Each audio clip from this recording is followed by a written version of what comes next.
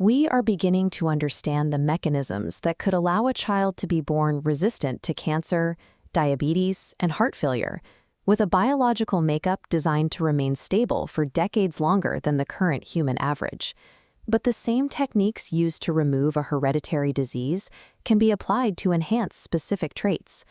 The same molecular tools that target a heart condition could be redirected to increase muscle density, cognitive processing speed, or physical endurance. These capabilities are no longer confined to speculative fiction. Genetic engineering has reached a level of precision that allows us to actively modify the biological foundations of our species. Accessing the human sequence in this way creates a pivot point for our history. The modifications we introduce now have the potential to persist through every subsequent generation. We are moving past the question of technical feasibility. Our focus must now shift to the ethical frameworks required to manage a power this absolute. Every living thing on Earth, from a microscopic bacterium to a lion or a human being, operates using the same underlying biological architecture. This shared foundation is DNA, a complex molecular structure that holds the specific sequences required to build and operate an organism. A single human genome contains billions of these chemical bases, forming a massive data set of biological information. Within this vast sequence are specific segments called genes, individual units of heredity that carry instructions for specific functions. These segments dictate physical identity, ranging from the pigment in your eyes and the texture of your hair to your height and your predisposition towards certain medical conditions. A person's entire physical development and biological limitations are encoded within these few microscopic molecules. For most of history, medicine was limited to managing the effects of a disease after it appeared. Physicians could treat the symptoms, but the internal biological drivers of the illness remained entirely out of reach. That changed in the 20th century, when scientists identified that many chronic and terminal illnesses originate at the genetic level, caused by specific errors in the DNA sequence. This discovery led to the development of genetic engineering, the ability to intervene directly in these sequences to correct those errors. Engineers can now target a specific location in the sequence to delete a problematic gene, insert a new one, or modify the activity of existing genes.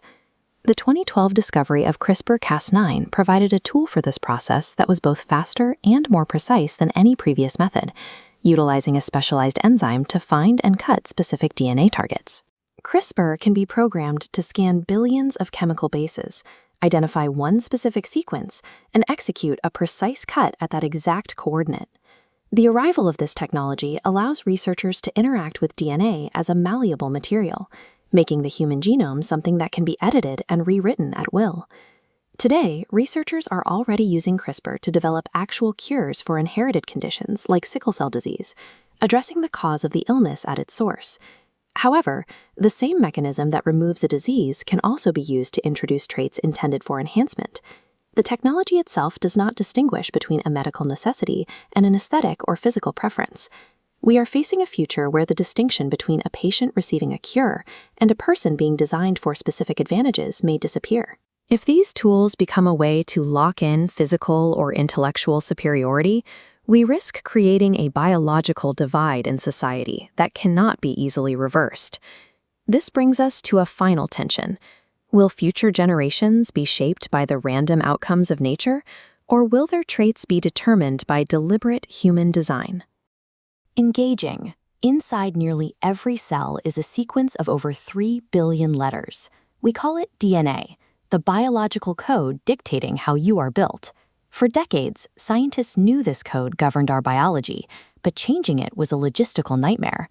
Locating and editing a single specific gene was like trying to find and replace one exact word in a 10,000-page book while standing in total darkness. A single accidental cut in the wrong paragraph could cause the entire biological story to fail. Finding a solution for this level of precision required looking past human engineering and into an ancient biological war that has been raging for billions of years. Modern genetic engineering has its origins in the survival strategies of microscopic bacteria. These organisms have spent eons locked in a conflict with viruses. When a virus attacks, a bacterium can deploy a defense, It saves a fragment of the virus's DNA as a record. If the virus returns, the bacterium uses the Cas9 protein to identify the matching sequence and slice its DNA, neutralizing the threat. Researchers eventually observed this mechanism in the lab and recognized its potential. This ancient immune response provided the blueprint humanity needed to begin attempting to rewrite its own genetic code. CRISPR functions like a biological search engine. It can be programmed to scan the 3 billion-letter human genome until it finds a single genetic typo. Once the target is identified, the Cas9 protein deploys to that exact coordinate to cut the DNA strand. This cut triggers the cell's natural repair mechanism. During this process, scientists can introduce a corrected sequence of code to fill the gap. What happens at the molecular level is now the focus of intense refinement on research benches around the world. By mastering this mechanism, medicine is shifting from managing the symptoms of a disease to addressing the genetic cause. Clinical successes are already emerging. Hereditary conditions, such as specific forms of childhood blindness caused by a single faulty gene, are being targeted for reversal. Researchers are also applying this tool to cancer, not just a single disease, but a family of mutations where our own cells multiply out of control. In some therapies, a patient's own immune cells are extracted and genetically modified to recognize and attack specific cancer markers. These modified cells are then grown in large numbers and reinserted into the patient's bloodstream to hunt down the disease. By modifying our underlying biology, we are turning our own immune systems into a customized medical defense. Despite this progress, the CRISPR system is not yet 100% reliable. The primary risk involves off-target effects, instances where the system makes a cut in the wrong place, leading to unpredictable and potentially dangerous mutations.